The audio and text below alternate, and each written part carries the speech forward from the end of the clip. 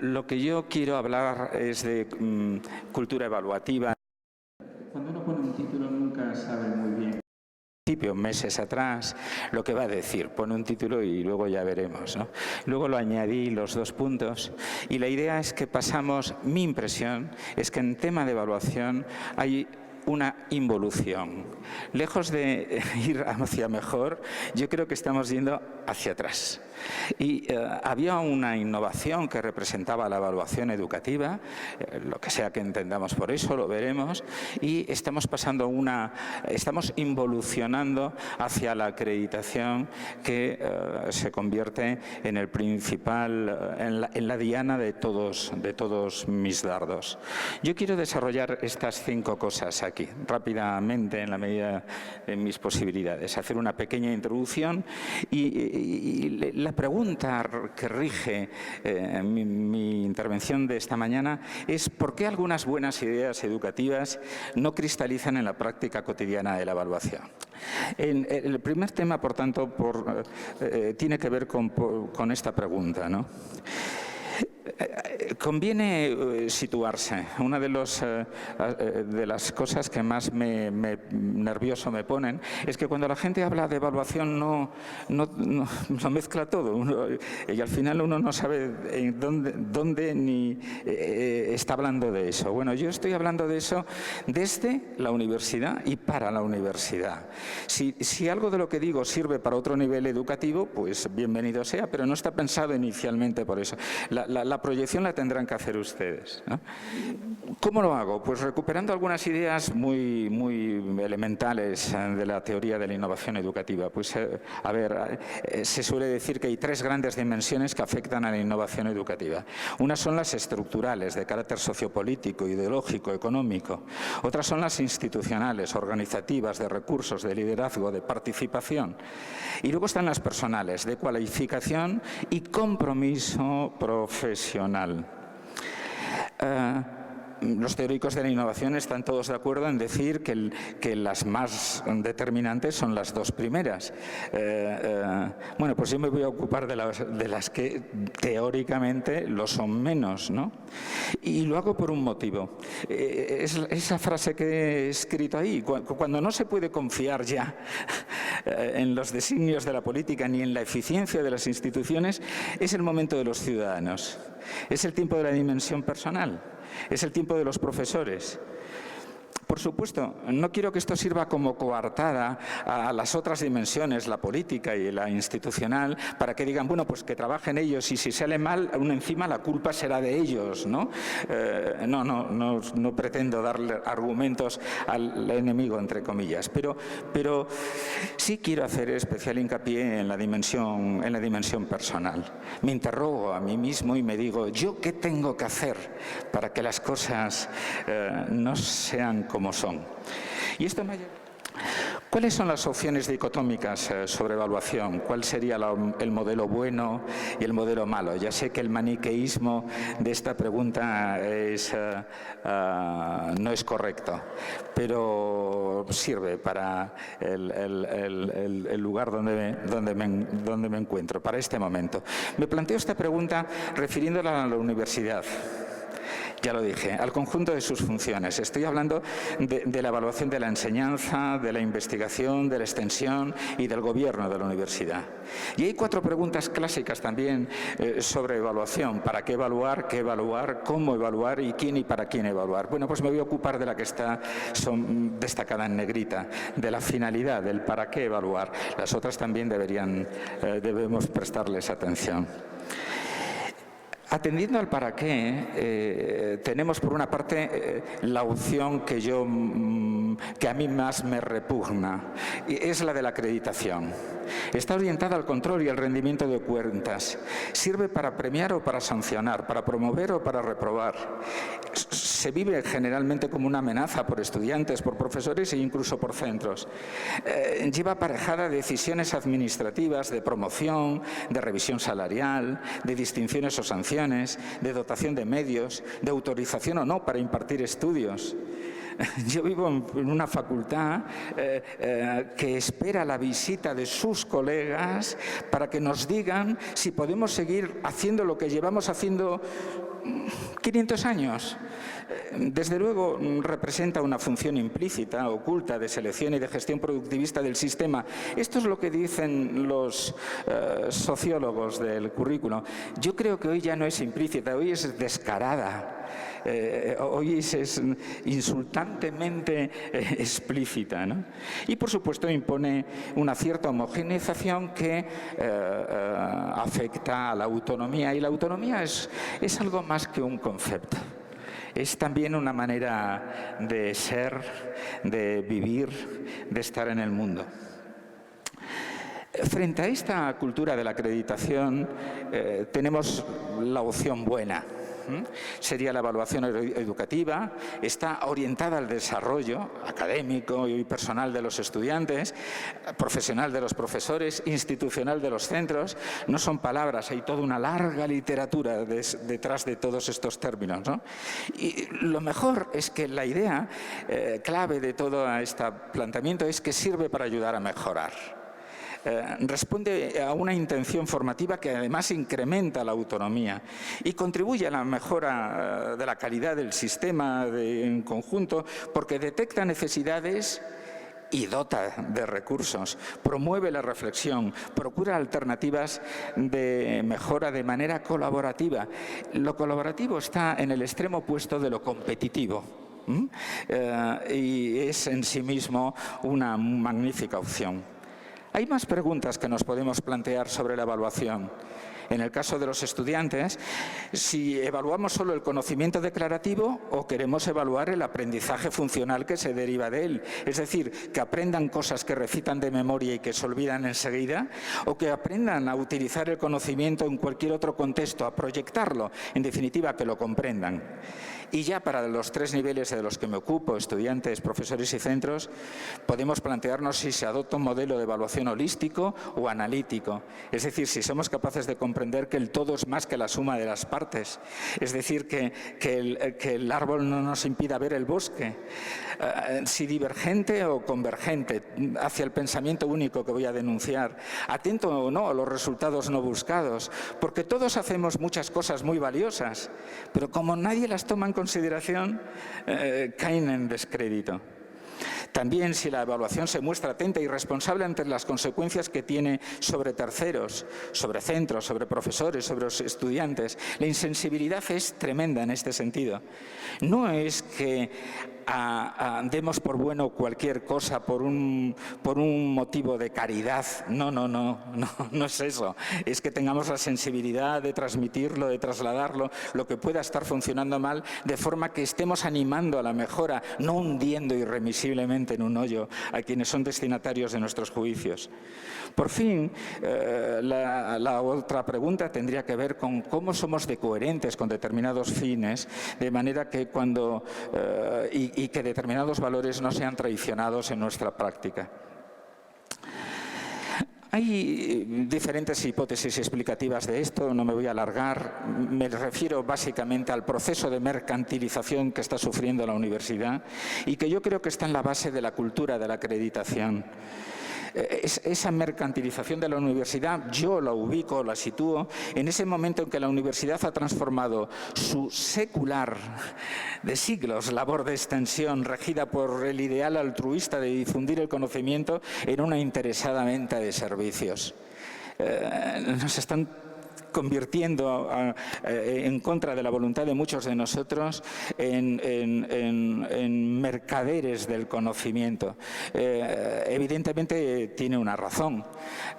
Quienes nos financian han dicho que no nos van a dar más y que si queremos sobrevivir tenemos que buscar recursos donde sea, y el asunto nos ha asustado tanto que nos hemos lanzado en esa dirección.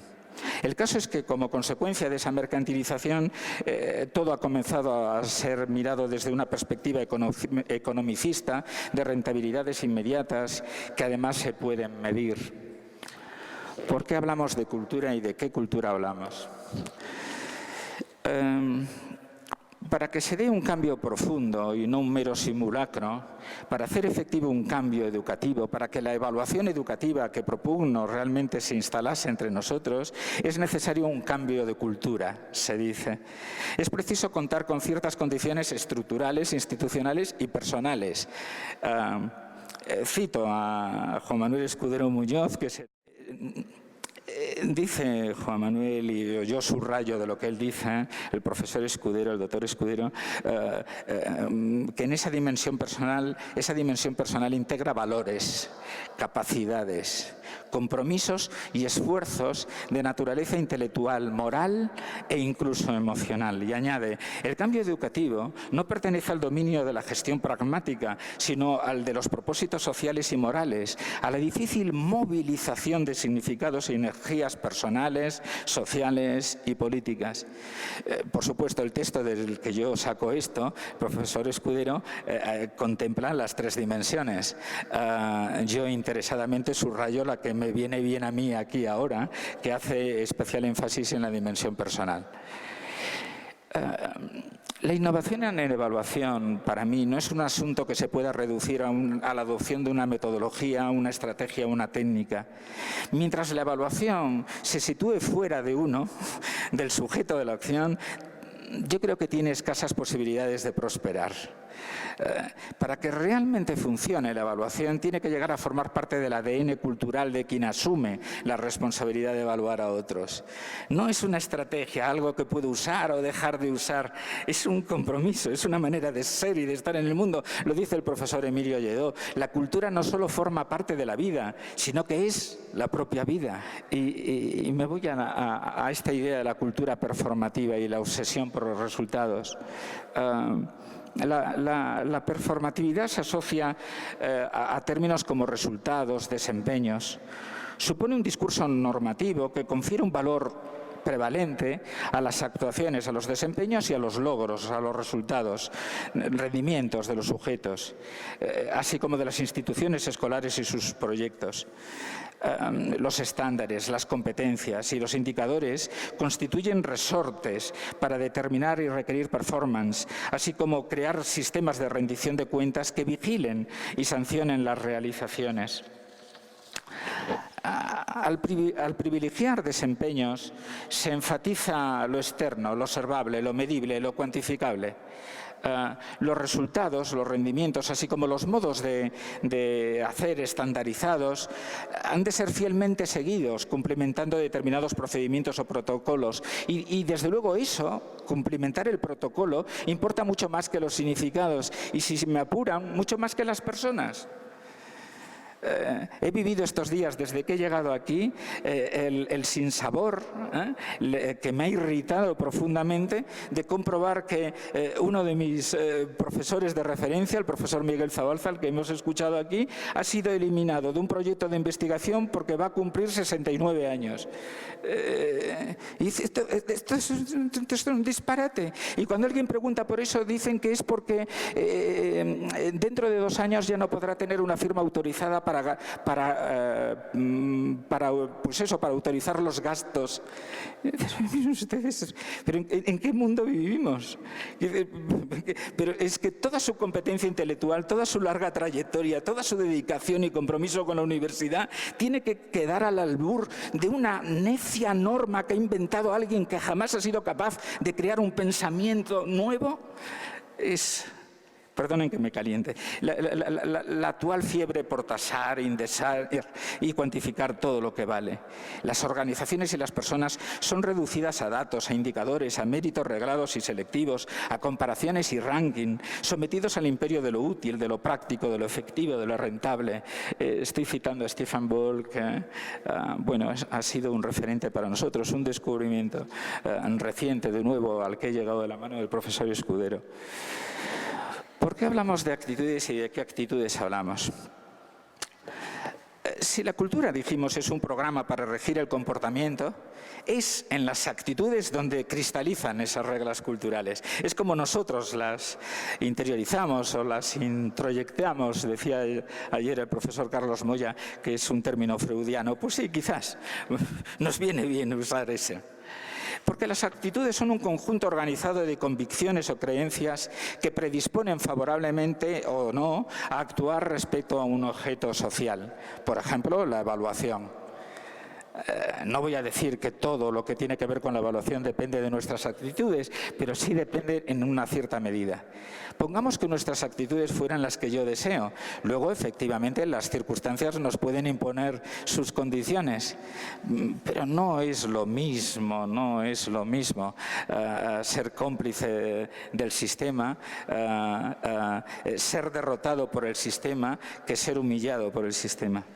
¿Cómo explicar la complicidad del profesorado? Ya voy directamente a eso.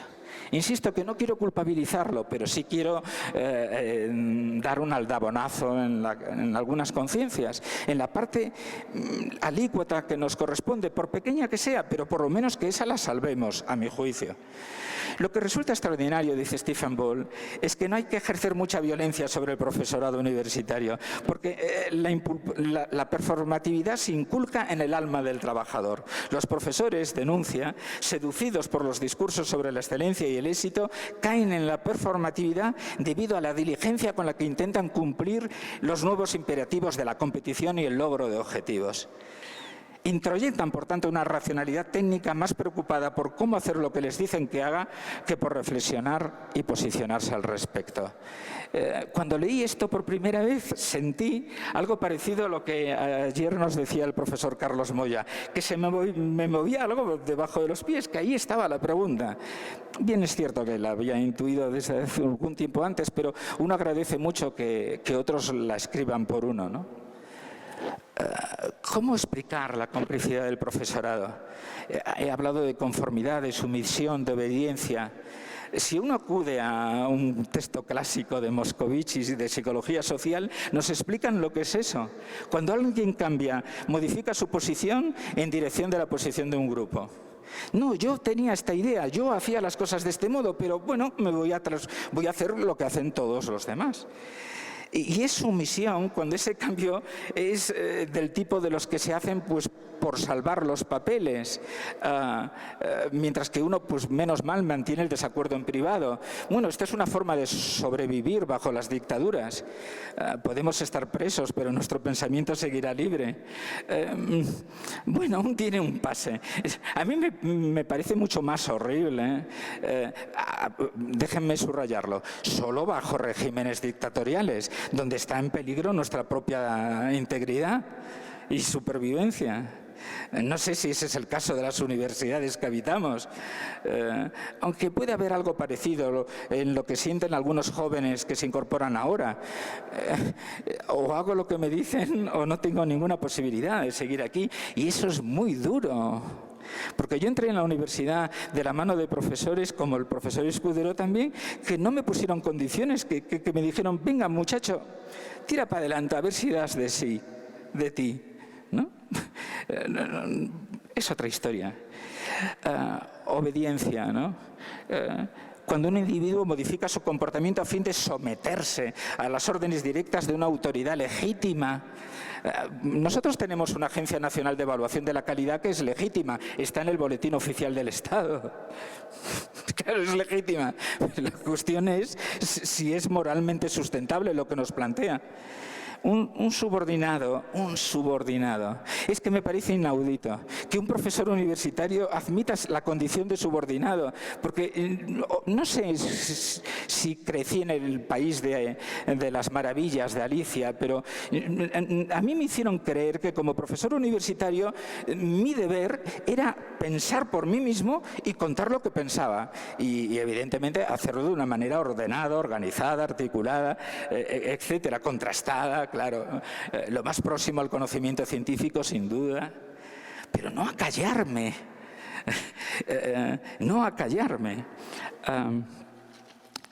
y ahora hay profesores que se callan, profesores que no dicen, siempre los hubo. y siempre los reconocimos, y allá ellos. Pero lo que me duele es que estamos volviendo a esos tiempos. Recuperando, ya termino, la perspectiva ética, la perspectiva ética de la razón cordial. Yo encuentro aquí una alternativa. El sujeto autónomo cuenta, sin duda, sujeto autónomo seríamos nosotros, con capacidad reflexiva y autoconciencia, pero también con unas dimensiones básicas de la sensibilidad que a modo de predisposiciones configuran su conciencia moral. Estoy citando a De la Cortina en toda esta transparencia, en toda esta diapositiva. Sensibilidad. Cuando nos referimos a alguien y dice, es una persona que tiene sensibilidad, que es capaz de ponerse en el lugar del otro, que es capaz de emocionarse por lo que le está pasando a su alrededor, de comprometerse con la solución de algo que no le afecta directamente, pero que sabe que le preocupa a los demás. Sensibilidad, conciencia moral, son términos que se han ido perdiendo progresivamente, que se han cultivado poco en los últimos años, que desde luego no contemplan en ningún lugar la acreditación. A mí jamás me evalúan por mi sensibilidad y nunca me han preguntado por mi conciencia moral. Cuidado, no por mi credo, sino por mi conciencia moral, la capacidad que yo tengo de articular un discurso respecto de cómo ser y estar en el mundo, que no tiene por qué converger con una única forma de ver las cosas. De la Cortina nos dice que hay dos dimensiones ahí. Uno es el sentimiento moral y otro el sentimiento de respeto. El sentimiento moral es la capacidad de sentir placer al actuar de acuerdo con las propias leyes. Tiene que ver con eso de la satisfacción del deber cumplido, el contento de haber hecho lo que se tenía que hacer. Pero la satisfacción del deber cumplido, ¿no? El apelar a la propia conciencia, ¿no? El sentimiento de respeto, esto me parece clave. Es el que resulta de aplicarse esto, y cito literalmente a De la Cortina. No solo exijo a otros que me respeten, no solo tengo que respetar a otros, sino que yo también he de respetarme a mí misma. A mí me conmueve porque lo explica, porque respetar la propia dignidad, no rebajarse ante los que tienen el poder, mirar directamente a los ojos a fuertes y débiles, también es una obligación moral. No lo sé. El caso es que los profesores universitarios estábamos, por lo menos hasta hace muy poco tiempo, en unas condiciones extraordinarias para que esto no nos resultara especialmente difícil. No sé si habría otras profesiones en mejores condiciones, pero nosotros las teníamos extraordinarias. Ya digo, nos pagaban por ejercer y ahora resulta que hemos renunciado a eso. ¿Cuál sería la alternativa? O las recomendaciones de futuro. También las tomo de la Cortina, plantea varias alternativas. La primera de todas, no instrumentalizar a las personas, a los estudiantes, a los profesores, tampoco a los centros educativos, no poner a personas e instituciones al servicio de fines que ellas no han elegido, precisamente porque ellas pueden elegir sus propias metas. De esto hablaba el otro día con una cierta precipitación el profesor Miguel Zabalza en su conferencia inaugural.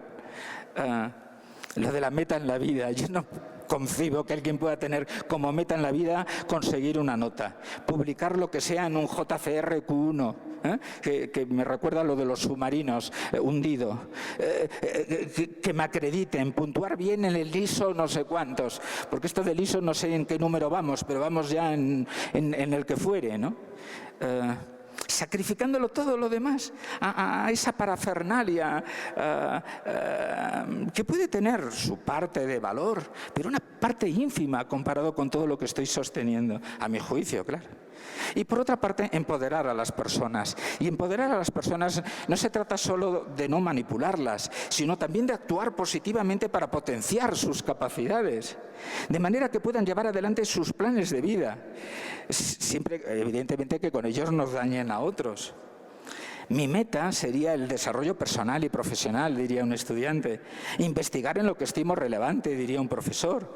Proyectarme donde resulte conveniente, diría un profesor. Un centro diría crear condiciones a favor de la comunidad educativa a la que sirvo. Pero no parece que esos sean los criterios que estamos manejando en la actualidad. En fin, ya termino con un breve resumen porque he sentido la necesidad de hilvanarlo todo al final. Si lo que he dicho es un disparate, pues el disparate se condensa en esta diapositiva. Y si tiene alguna lógica, alguna razón de ser, algún valor, pues también estará aquí en lo que se lee entre líneas, ¿no? Lo que vengo a plantear es que la evaluación educativa se confronta con la acreditación y que ahora mismo está ganando esta última y que causa estragos. Que la acreditación se erige en pensamiento hegemónico y yo me pregunto ¿por qué? Porque si no conocemos las raíces del problema difícilmente podemos resolverlo. Siempre que sea un problema, para mí lo es, hay mucha gente que quizás piensa que no. Lo siento, hay mucha gente que viene a los congresos a presentar su comunicación y se va. Y cuando alguien dice, ¿cómo es que esto funciona, esta cultura de la acreditación? Pues funciona así. Funciona así. Voy, presento mi comunicación, me dan el papel y me marcho. No asisto a ninguna de las conferencias, no voy a ninguno de los paneles, no interactúo con ninguno de los colegas de ningún otro lugar. No participo de nada. En España, permítanme una nota a pie de página, siempre nos sorprende que gane el partido actualmente en el gobierno, por lo menos en Galicia, el Partido Popular.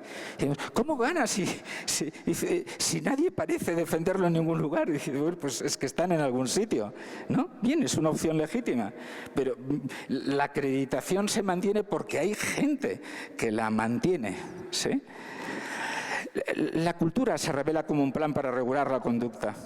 La enculturación, eso se consigue a través de la enculturación en ese, entre comillas, universal cultural.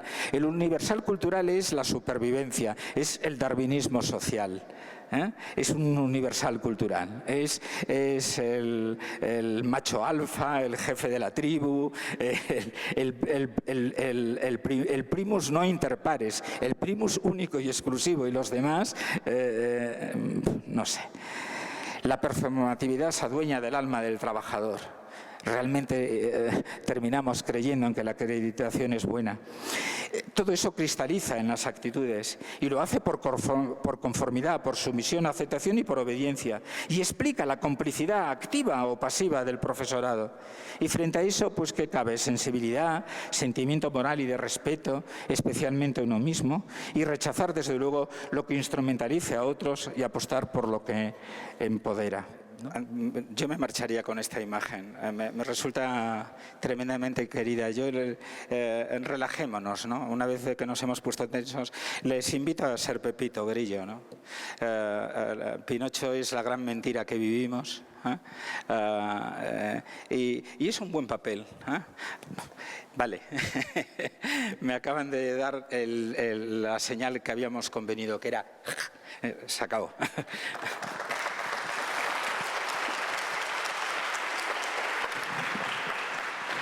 Pues agradecer al doctor Felipe Trillo por esta interesante charla y pues a nombre de la coordinación le hacemos entrega de un reconocimiento. Muchas